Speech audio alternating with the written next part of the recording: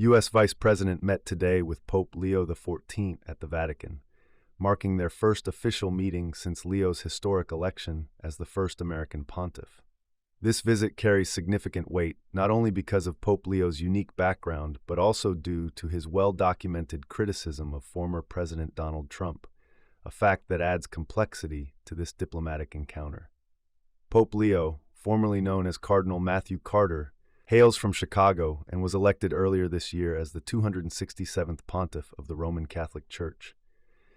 His elevation to the papacy was met with both celebration and speculation, particularly in the U.S., where his progressive views and outspoken nature have drawn attention. During the Trump administration, Carter had publicly criticized policies on immigration, climate change, and social justice, often positioning himself as a moral counterpoint to what he described as political disregard for the vulnerable. His election as Pope brought these views into the global spotlight, setting a new tone for Vatican diplomacy.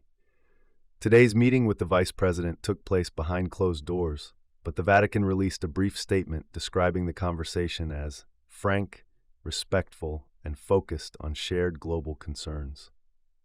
Sources close to the U.S. delegations say the topics included humanitarian aid, nuclear disarmament, climate action, and strategies for restoring international stability.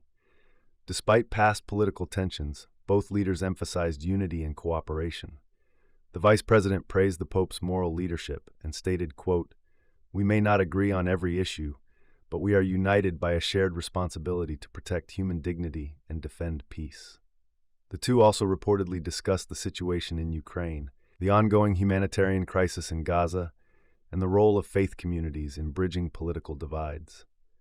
Analysts view this meeting as a delicate but important moment of bridge building, one that signals the U.S. administration's respect for the Vatican's global influence, even as ideological differences remain.